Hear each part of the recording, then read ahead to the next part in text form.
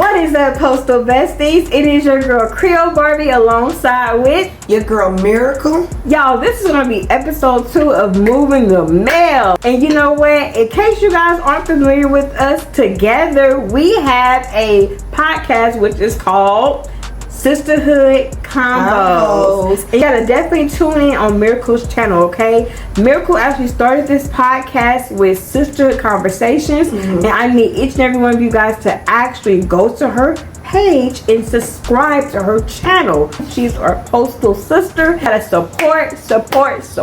That's right. But I'm gonna go ahead and get into the video for today, you guys. Get into it, sis. Now, I know y'all enjoyed the last video that me and Miracle did. So what I'm gonna go ahead and do is actually talk about it more. So the last video was USPS mail processors speak on APW negotiations, postal changes, clerk lives, and more. A lot of you guys had actually engaged with me, and I greatly appreciate it. You actually engaged with Miracle as well, and y'all asked some very bomb comments and questions that I gotta bring to the forefront right now.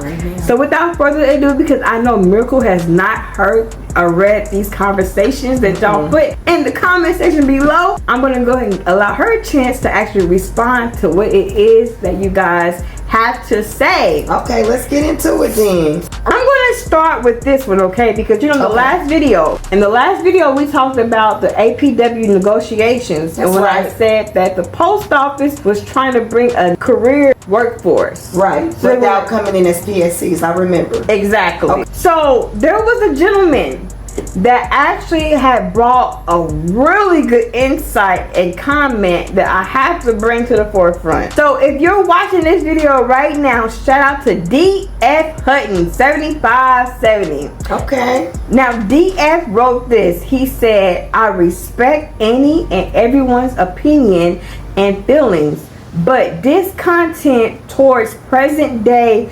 24-month rule and or future, all career coming in the door, employees converting sooner or quicker than others in the past, to me would be like our ancestors saying, it's not fair that they had to go through slavery, but we our generations didn't have to go through things. Progress as they should in any aspect of life. It should be wanted, hoped, and to a degree expected for those that follow to have it. Not easier, but better.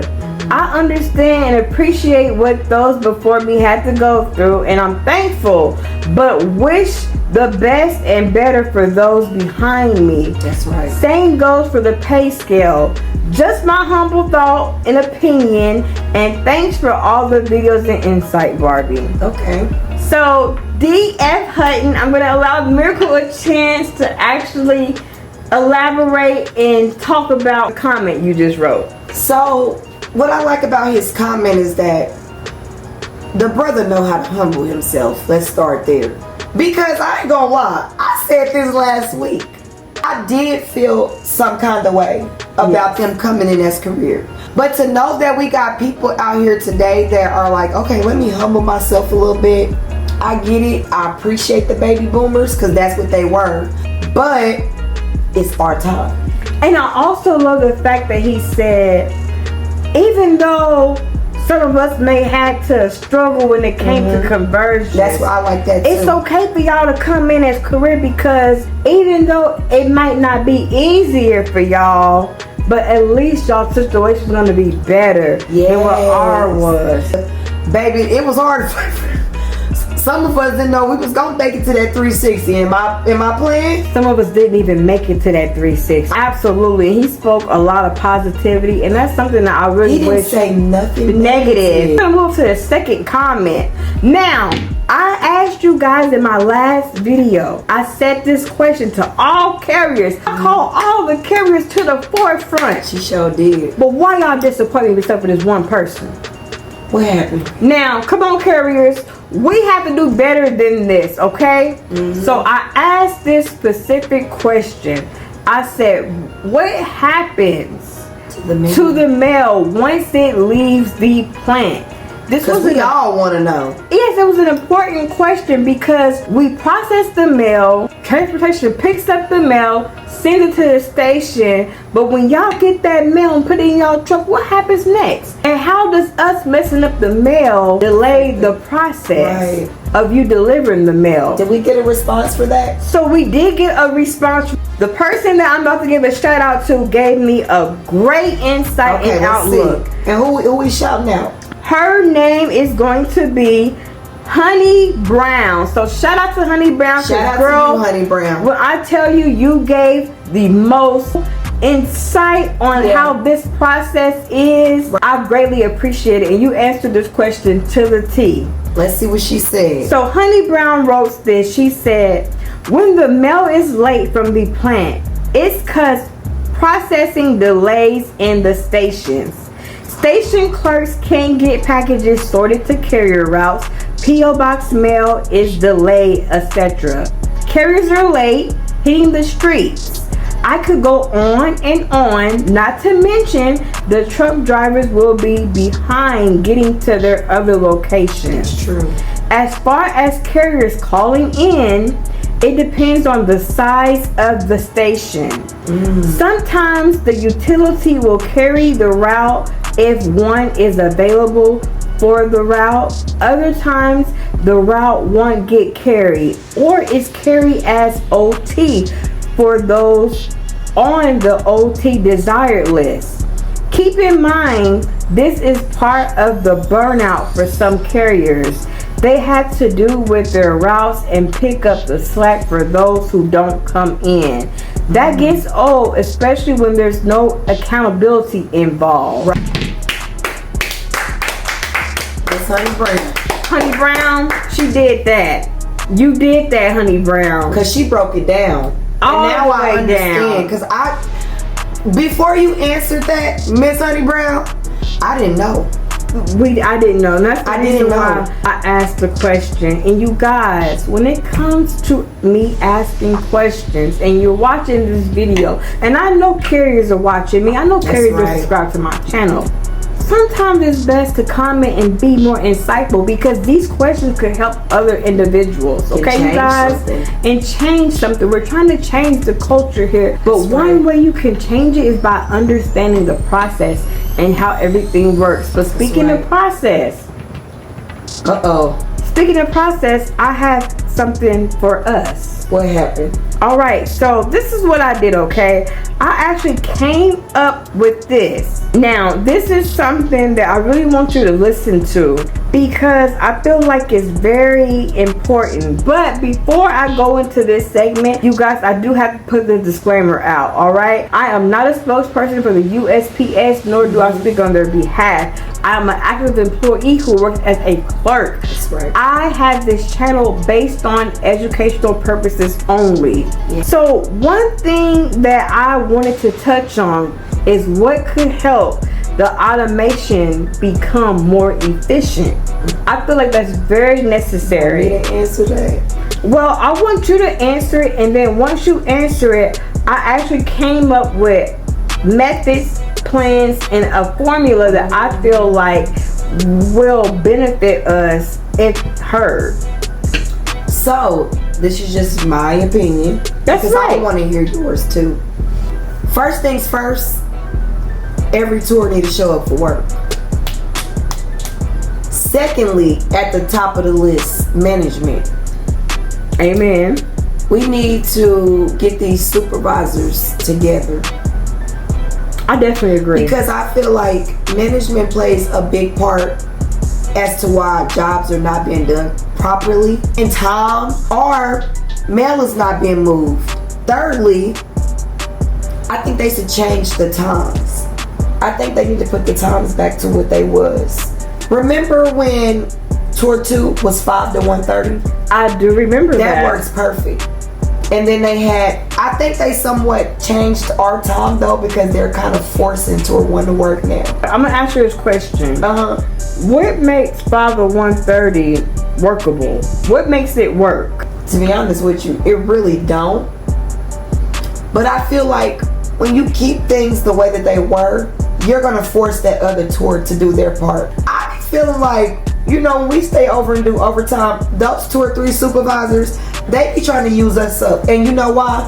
They know their people ain't coming to work. Hey, that's not our problem. If management did a better job, employees would come to work.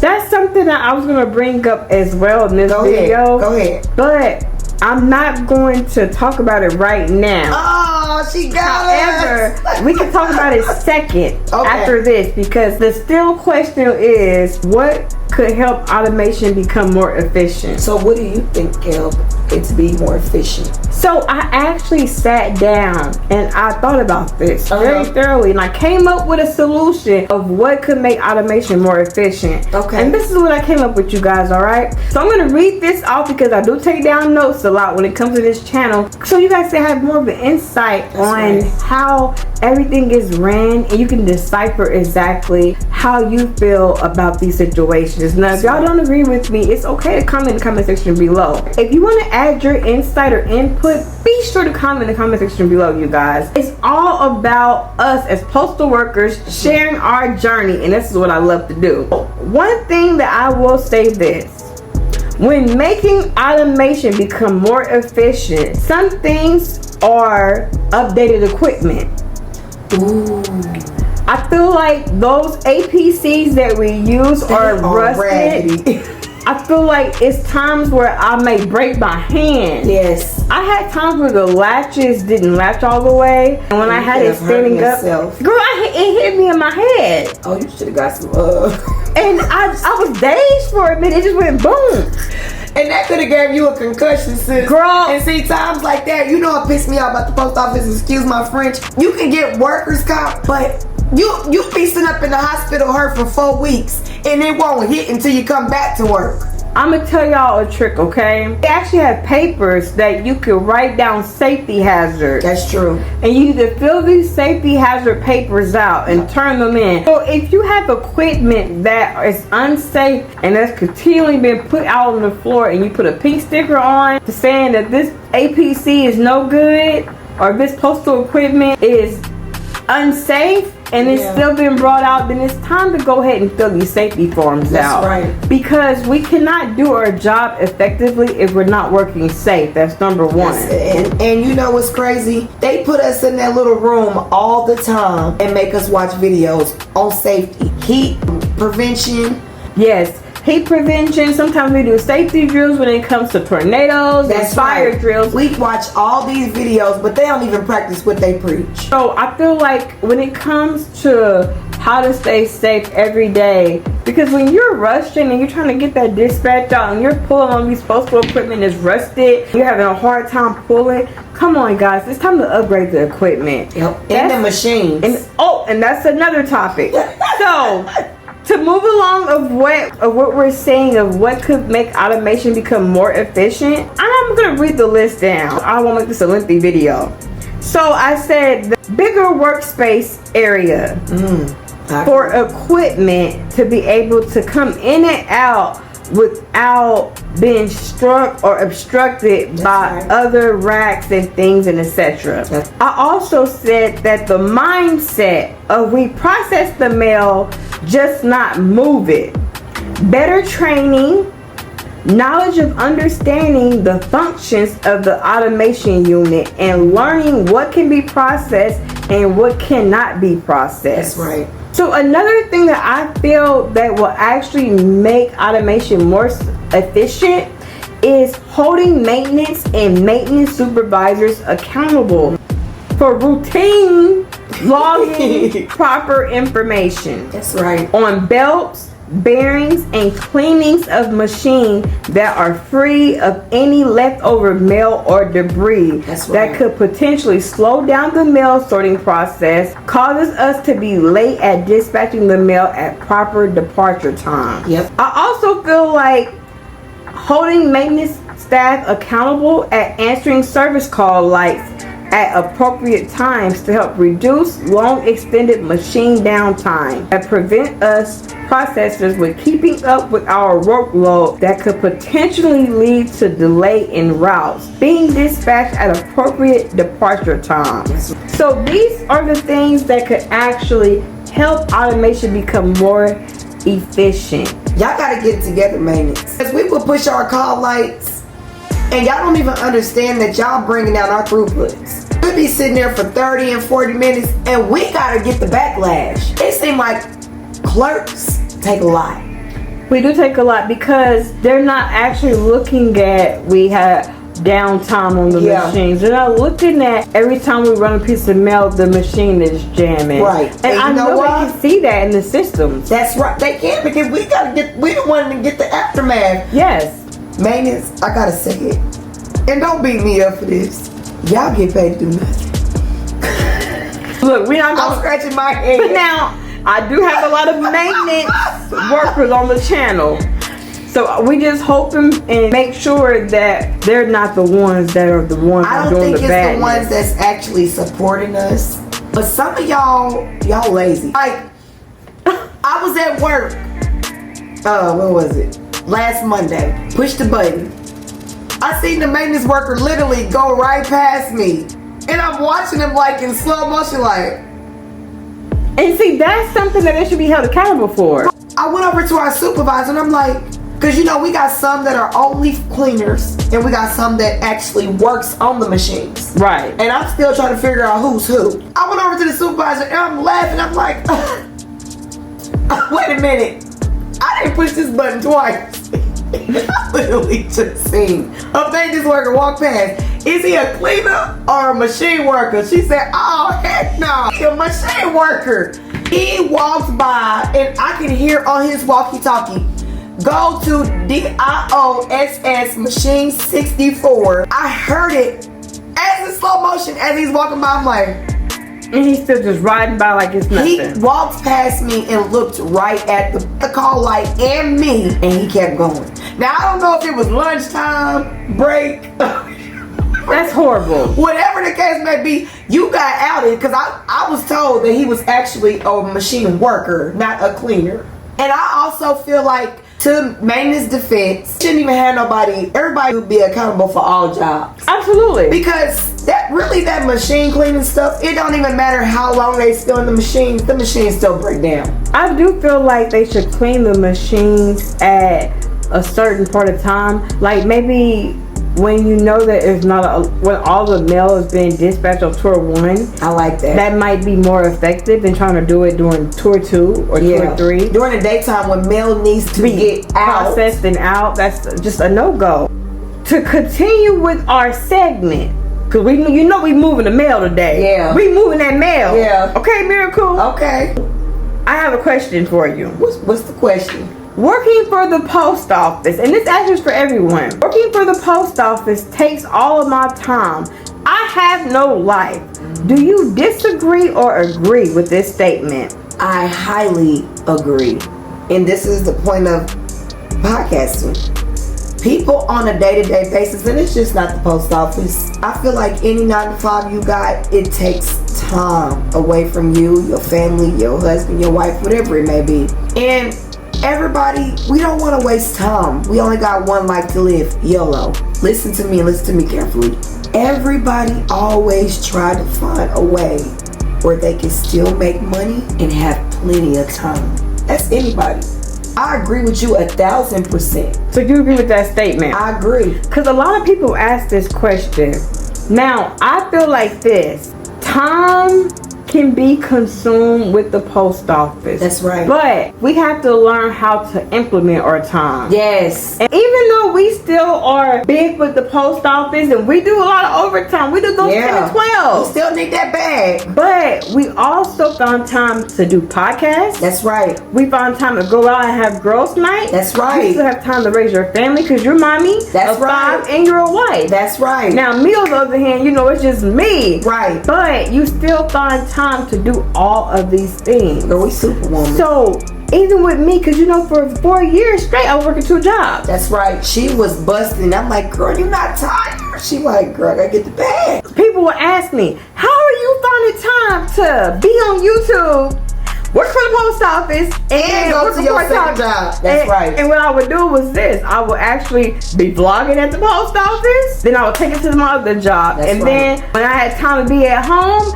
in front of the setup, I'll vlog it there and finish it out. But It's how you make your time. That's right. And so a lot of people complain about, we just don't have enough time for the post office and this and that. You have to set your life up to make time for it. People make time for stuff they want to make time for. Absolutely. See it as a work in progress. That's what I always see. Your journey at the post office and the things that you want to do is all a work in progress. That's right. If it's too much, get some FMLA. That's right. You That's know, right. and be Get able to do certain things. In this day and age, we are in a situation where jobs are not as accessible as they once were. That's so right. I tell a lot of people, yeah, you may say that you don't have a life, but I can tell y'all something about me, okay? Mm-hmm. When before I worked at the post office, I had a job where I worked 16 to 18 hours in one day. I knew you was tired. And you know why I did it? Because that job didn't pay what the post office paid. That's right. So I would have to bust my butt double times, 12 times, triple, Bad. just to make the income that I was making at the post office in 8 hours. Now that I do agree with, because like I said last week, I'm not happy about being there. Do I want to be there forever? No, but I'm comfortable, and I'm so comfortable that we can pay all our bills, and we still got some left. That's it. We got some left. Oh, we got some left. And you make time to do things you want to do. Outside of that, especially if you know you don't want to be there for the rest of your life, you're going to make time for whatever you want to do. Point blank, period. Ain't no excuses, ain't no ifs, ands, or buts behind it. You're going to do it. Yeah. When you work hard, I always tell people, you work hard, you play hard. That's and right. y'all say we play hard, And they always say, work smarter, not harder. You got to find the balance, baby. Let me tell you, and it will work. Make the money. Don't let the money make you. And a lot of y'all letting that money make y'all. That's right. And that's you why, can see it because some of y'all wearing it. yeah, and they just getting worn out. They're getting tapped out. They're complaining.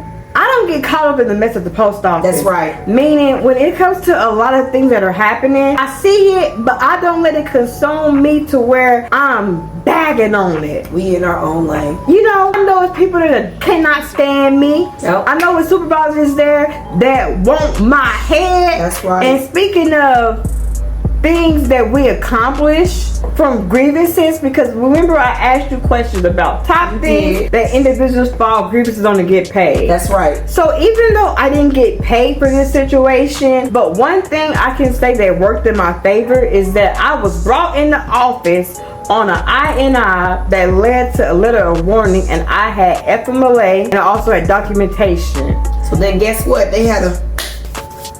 Throw it out. That is one success when it comes to the union, you guys. They gonna fight. They're gonna fight for you to get, especially when you know that you're in the right. That's right. Now union, y'all gotta move a little bit faster, but y'all gonna do y'all thing. Y'all That's do y'all it. thing. And I'm gonna keep it real with you. Shout out to our union rep, because I was having surgery when all of that happened. I'm gonna say this. I like our Tour 2 union rep. Yes, because I was laying in the hospital bed, but before I had my surgery, and that was my last day before I had to go to the OR, I sent her a text message telling her my situation.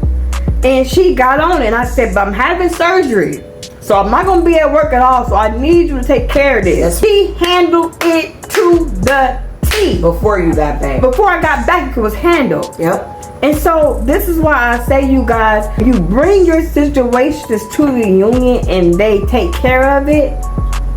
That's the union that's actually doing their job. But if you're bringing things to them and they're not doing anything about it, That's a problem. then that means you have to escalate and hold them accountable. If y'all didn't watch that last video of how I explained how to hold them accountable, I suggest you guys to do that now. That video will actually be in the description box below. But, Miracle, I need to ask you some other things, okay? Okay. So one thing I need to ask you is this, all right? Are you ready for this? I'm ready. What we got? Are y'all ready for this? We ready. What we got? So one question I have to ask you are top reasons why a lot of PSCs quit within their first 60 days. Management. I wasn't gonna say it, but I need to say it. Management. Okay. Number 2 is the probation.